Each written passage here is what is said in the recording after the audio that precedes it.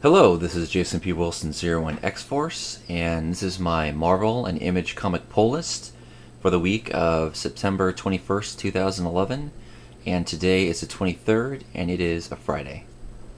And first up here for my Marvels is X-Men Schism, issue number 4 of 5. I am very excited that they're starting the conclusion here in issue number 5. I think a lot of mistakes that events make is they have a huge build-up and they have all these comics and tie-ins, and for some reason they make the same mistake of trying to have their conclusion at the very end. Like for instance, Spirit Self right now. You have all these like side stories everywhere, and you had this really big, huge build-up, and it seems like they're just going to have the conclusion like all these other mistakes made by events all in the last issue. So unless it's going to be like a double-sized issue, it's just not going to work. So I like that Schism has made a choice to start what everyone's been waiting for in this issue, and that is the physical confrontation between Scott/Cyclops and Logan/Wolverine. Now, I feel for Scott Summers. I've always liked him, and I've kind of always felt sorry for him. He constantly, no matter who's writing him, he's always kind of like trying to prove himself to himself. And I kind of feel for him. He's never quite satisfied with himself. He's really hard on himself too. He tries to be a leader, and he is a leader, and he takes all that responsibility on his shoulders, and anything that happens, he seems to really just blame himself. So, as a leader, he's a very caring leader, and he definitely takes too much of what happens bad to mutants personally as if it's his fault. And there's this there's a scene in the very beginning in the comic where he's looking at a picture of the very first X-Men team, which is of course him, Jean Grey, Iceman, Beast, and all that, all with Xavier, and they're kind of posing. They all look very young and optimistic about the future, and he's looking at that, and you can tell he's recognizing how much that he has changed. He used to be an optimist. He used to share how Xavier used to feel, and that is, look, humans and mutants, they can live together in peace. We can show human beings that we are a benefit and that we are their brothers. And for a long time, that was the way Cyclops felt. But as of, a while now, he's been changing. He's become more militant, and he's like drawn a line in the sand type thing against humans and those that would persecute mutants. He's definitely become like a lighter version of Magneto type of attitude. In fact, he even talks about drawing the line in sand in this issue. So I've always really felt for him, but if I wasn't firmly in Wolverine's camp already, I am absolutely on Wolverine's side after this issue. Especially how the physical confrontation starts. It basically, obviously a lot has happened up to this point, but Wolverine, he comes to the island and he's like, look, everyone, the Sentinel is coming. We gotta get everyone off the island. Now, all the powerhouses, all the main X-Men, they have these like alien parasites on their faces, and none of them can come to defend Utopia. So the only real powerhouses on the island are Cyclops and Wolverine. So obviously they need to be on the same page. But Wolverine comes up and he's like, look, it's just you and me and these kids. And if it was just you and me, Scott, I would fight with you to the death. But it's not just you and me. These kids, they deserve better. We gotta get them off the island. And Scott's like, kids? I don't see any kids. I see soldiers. They're X-Men. We drew a line in the sand, so we can't back down. And we're not going to be benefiting these kids by teaching them how not to fight. And Wolverine's like, look, Scott, these kids are going to get killed. and this isn't the time for this. We need to leave. We need to leave now. And Scott's like, you know what? Maybe if you spent more time teaching these kids how to fight, then maybe they could defend themselves. But you've been shirking your responsibilities. So it kind of starts like that. There's some build up. You know, you're definitely. I can see Scott's point of view, but not like this. I mean, in this situation, Wolverine is definitely in the right. These kids are not going to come through. I mean, Wolverine tried to take on this Sentinel and couldn't stop it. There's this panel where Scott tries to take it out and he can't. So it's pretty clear they're not going to be able to stop the Sentinel. So even if they did, there's no way these kids are going to be able to get off the island without some death and some major injury. So it's really hard not to really agree with Logan here. But Scott is he's serious about this. We're going to stay. And Logan's like, look, there's no time for this. So the argument's going nowhere, so Logan finally walks away. So Scott thinks it's over, and he starts, preparing the kids to fight. He even says this thing in here where he's like, hey, Logan, you're scaring them. And I'm thinking, how can Scott Summers say, look, Logan, stop talking about fighting Sentinel and dying, you're scaring the kids. And think that these kids are ready for this kind of combat, life or death, probably mostly death fight.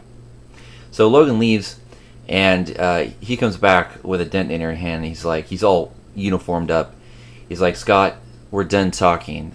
I've made a decision. We are leaving. I have, plastic explosives ready to go off, and everyone has to get off the island. When the Sentinel gets here, we'll blow him. We'll destroy him and the island at the same time.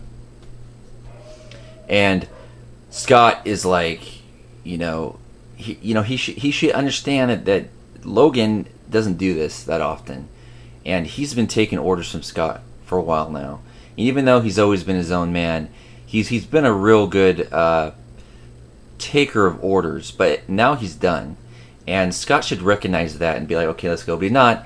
He starts to go for some low blows. He starts to say stuff like, Logan, she never loved you. She was afraid of you. And, for a minute I thought, okay, well, Logan's going to make the first blow. But he doesn't. He comes back and says something, sharp right back at him. And freaking Cyclops hits him point blank range right in the face and body with an optic blast. And you saw a few pages back what his optic blast can do. I think a lot of people underestimate how powerful his optic blast is. It's really one of the most powerful energy blasts in the Marvel Universe. I mean, one shot goes right through the Sentinel, and even though it didn't stop it, you definitely saw how powerful it was. So hitting his brother/friend at point blank range, even though they might not get along, you don't do that to a brother, right? A mutant. And even though he can take, like Wolverine can take almost anything, still, this is not a punch in the face. This is like 10 bazookas to the face. And for him to do that was really jacked up. So when Wolverine comes claws in hand, at Scott, it still feels like, even though he's going to hurt Scott, you feel like he's not trying to kill him. But it really feels like, because Scott knows of the power set of Wolverine, that he is actually trying to kill him type thing. Or at least make so much damage at him that he'll stop. I don't even know. But I just felt like there were a lot of low blows here and a lot of not cool stuff. And it was all done on Cyclops' side. So, this was mostly an action issue. All the build-up led up to this issue and obviously the next issue. So at the end, they're fighting, and the Sentinel is getting ready to step in. So this one-on-one is going to be a three-way match here. So really cool. I really enjoyed it, and it's a great book. And Schism's definitely becoming my favorite event of the summer. Now I spent a lot of time talking about that, but I couldn't help myself. Next up here is Generation Hope, Schism, and of course this was the only tie-in to Schism, and it was only issue 10 and now issue 11. This by no means is a must-read. You don't need to read this. You basically get the perspectives of the members of Generation Hope during the events of Schism. So it was really cool reading this right after reading Schism, because you got to see what the Sentinel was coming to the island. There's this cool scene where one of the mutants is like sticking up her thumb, and and then moving it, and you see the Sentinel coming, and she's kind of like doing this, so that from that distance it looks like the Sentinel is small, but it was kind of a cool little like young, immature moment during a very serious event. So it was pretty cool. I really enjoyed this. I like Generation Hope. Even though I'm probably dropping it here after Schism just because I'm cutting back books, and I've been talking about it for a while, but after picking up my last stack, my stacks are getting thick and my wallet's getting thin, so it's just, even though there's some stuff I still want to read in certain story arcs, it's time just to pull the rug from under and just end the ones that I'm not going to continue.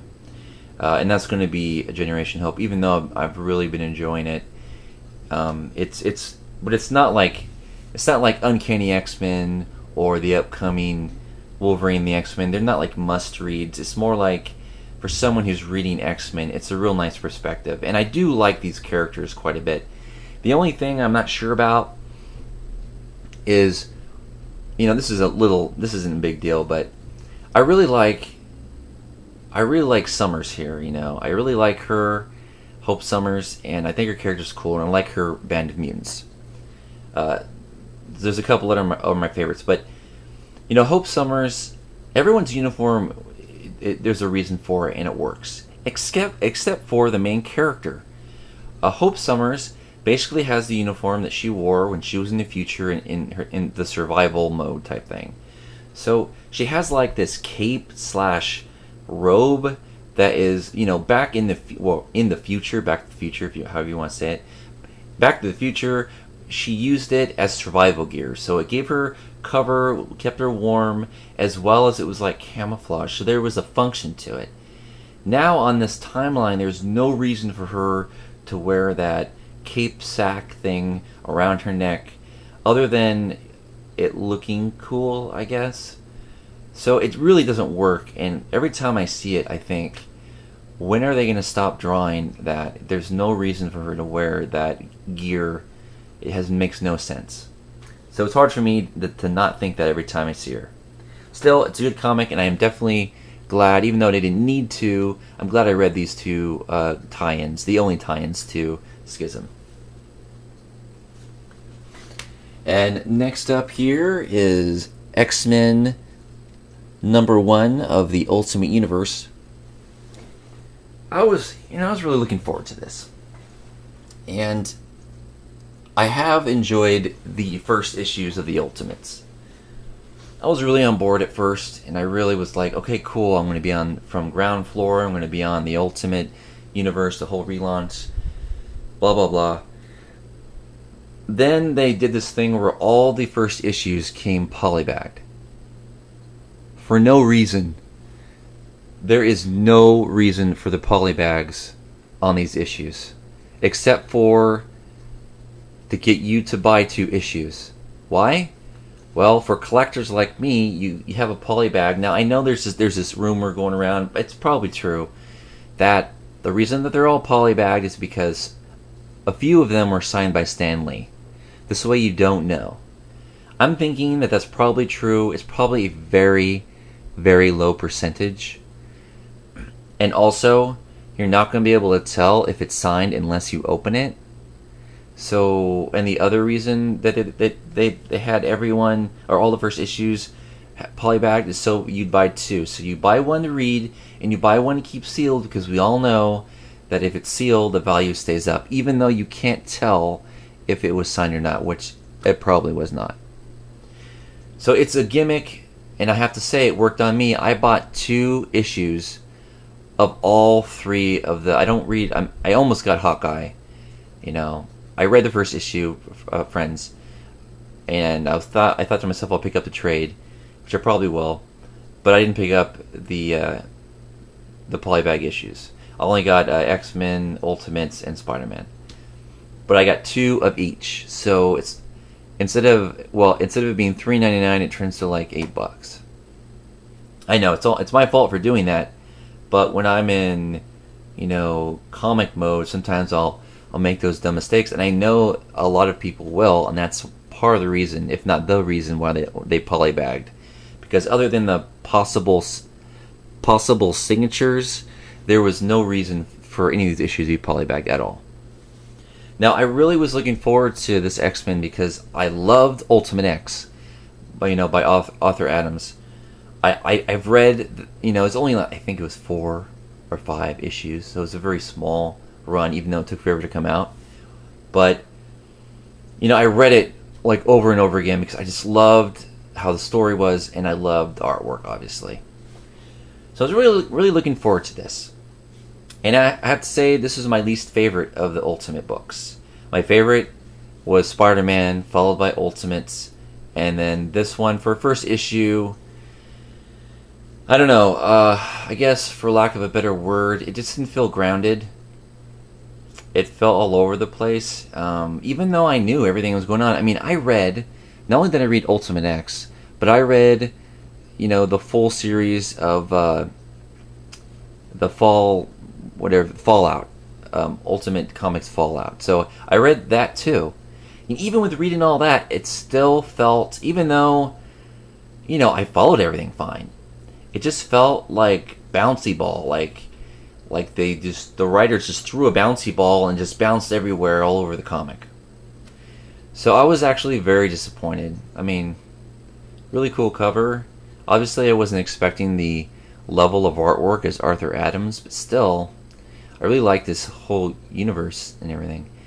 And I think I may have come to the conclusion that I'm just not going to pick up any of the Ultimate comics on singles. I'll just go ahead and pick up the trades when they come out. That way I can still enjoy the story, but maybe they'll be better because I won't have to have these issues like this where nothing's grounded and you have to read like 2-3 issues in before the story gets going. So I'm almost positive that I'm going to cancel all my Ultimate comics and only pick them up on trade. If I kept one, it would be Spider-Man because I was most pleased with that. So yeah, disappointed. Disappointed definitely. And I'd probably recommend anyone else to do that. Just pick up X-Men on trade of the Ultimates if you're interested. Or maybe once it's out for 6 months, pick it up on eBay with someone who's selling their collection. But I don't think it's going to be, you need to pick it up when it comes out. Okay. Next up is Captain America, and this is issue number 3. I really like this. A lot of people are loving Daredevil, and I'm going to be picking that up on trade, the whole relaunch of him. But I've really been enjoying this new series of Captain America. It has that old school feel of Captain America with the old school villains, but it has a real fresh feel to it. The artwork is definitely the star here, but very closely followed behind is the writing. Really solid writing, beautiful artwork. It's a pleasure. It's a pleasure, and 3 issues in, and it's just getting better. As long as this team stays together, I'm sticking with Captain America, and I've really been trying to hold back my decision whether I'm keeping Captain America or Captain America and Bucky. And I know that comes out next week, but because of the whole money thing, I think I just might be making my decision now and not worrying about finishing the story arc, because I really don't think that Captain America and Bucky, even though I'm enjoying it quite a bit, I'm not going to choose it over this Captain America. And again, it's only as long as this team's together. Brubaker, McNiven, if they stay together, I'm staying with this book. Alright, and next up is Avengers Fear Itself, number 17. Gosh, if there's one book that Fear Itself tie-ins is never ending, it's got to be the Avengers. Holy cow. why is it that whenever an event starts, with the exception of maybe Schism and a few others, they just, by the time that the fear itself or the event is done, you are sick of seeing the fear itself on everything.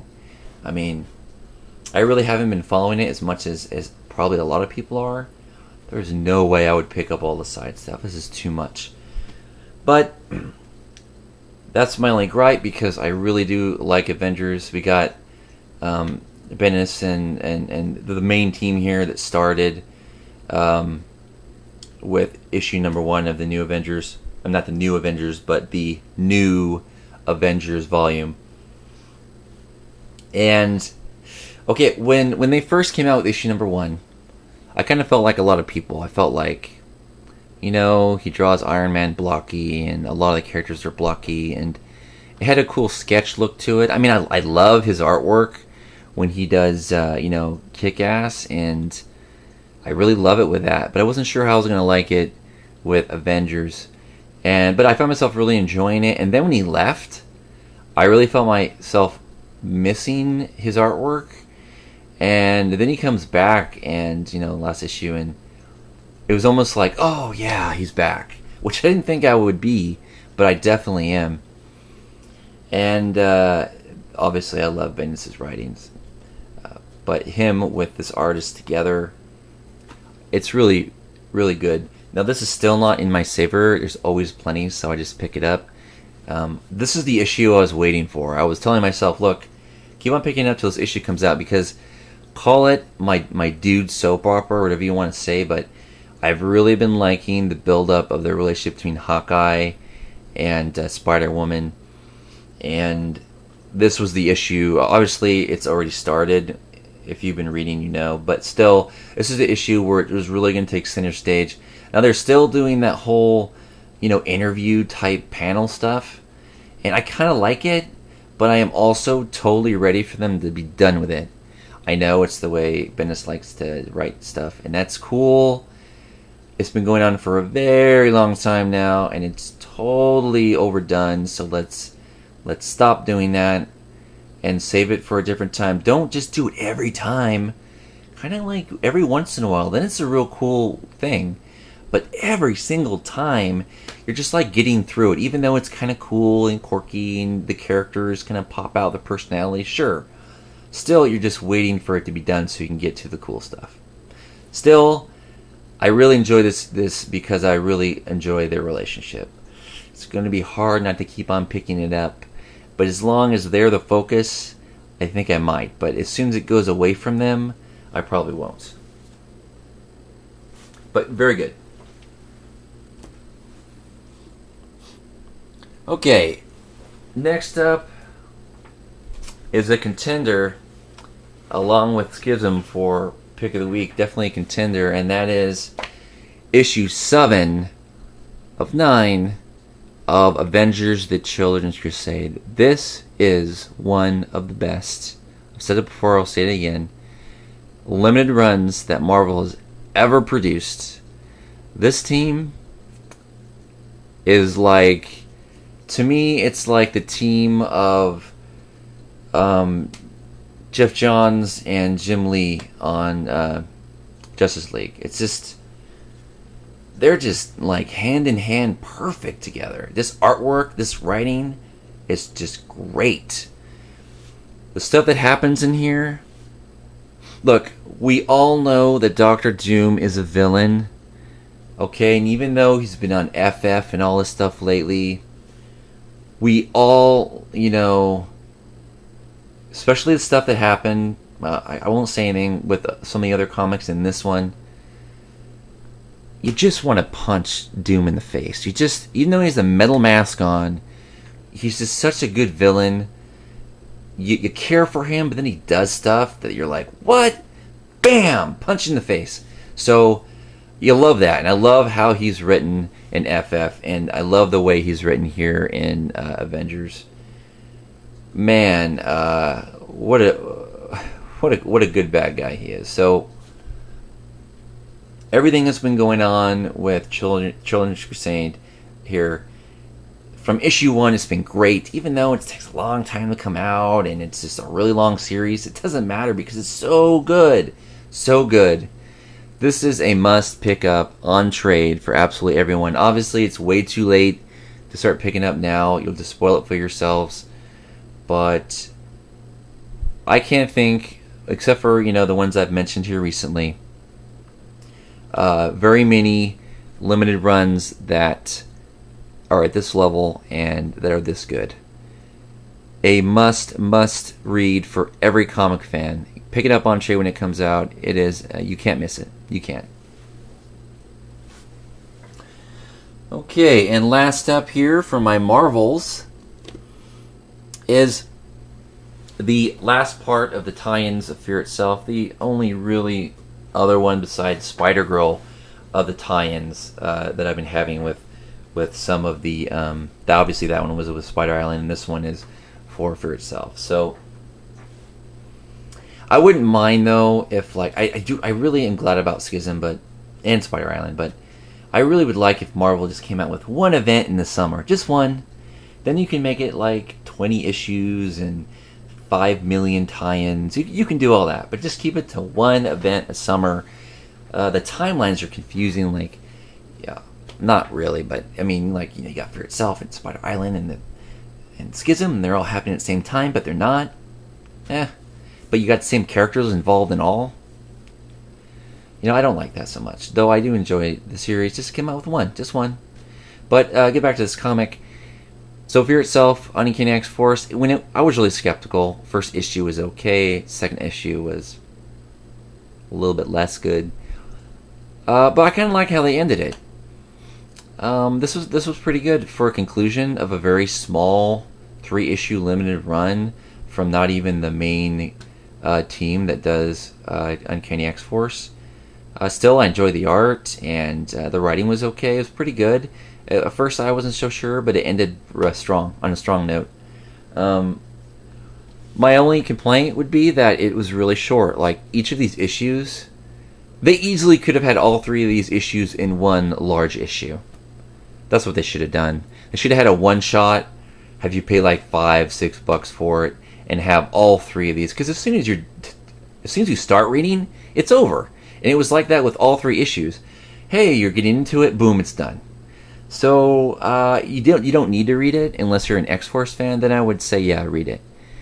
But it should not have been a 1, 2, 3, or it should have been a one thick issue one shot. But I did enjoy it. And like I said, rarely does a series start out weak and end on a strong note, and it did do that. Okay, and first up here for my Image is Samurai's Blood, number 4 of 6. If you're not reading it, I can't really say too much. But if you are reading it, then you already know. So I guess I'll just say a very good comic, a very strong comic, and probably the best limited run coming out for Image that I've been reading. There's a lot of good stuff. I think Pig is Image. I've read a friend's first issue. It's hard to find, so I really liked it. There's a lot of good stuff on Image. I'm adding more Image, so like I said, I'm really impressed with them as a comic company, especially with their lack of advertisements and stuff. So this is a really good issue, and a lot happens here, so I definitely can't talk about it. But and there's still 2 issues left, so I'm really curious where it's going from here. Excellent series. And last up here is my new Image add to my comics, my savers, and that is Vescell. Now, even though I'm running long here, I'm going to take a second here to talk about it. I won't talk too long, but it was also a contender for Pick of the Week because this is a really original science fiction book. And, I caught it. It was suggested by the comic owners at my comic store, and there's only 1 issue left, and I was really glad. First of all, it's really thick. This is thick.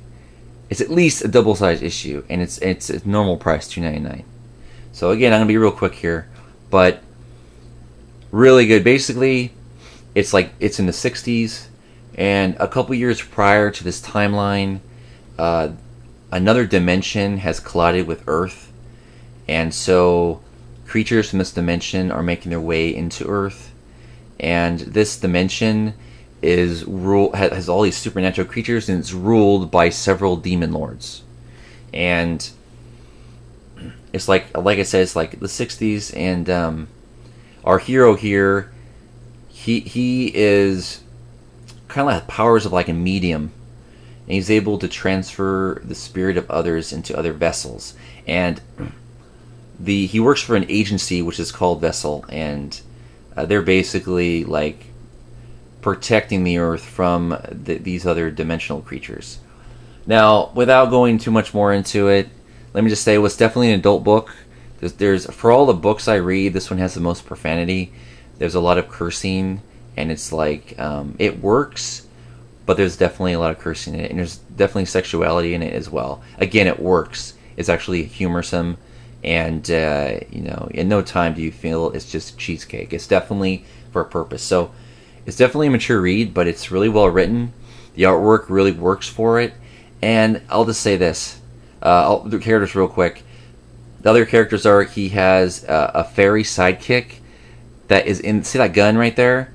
His gun, it has a fairy in it, and in this issue he actually has to wake her up so he can pull the trigger and shoot.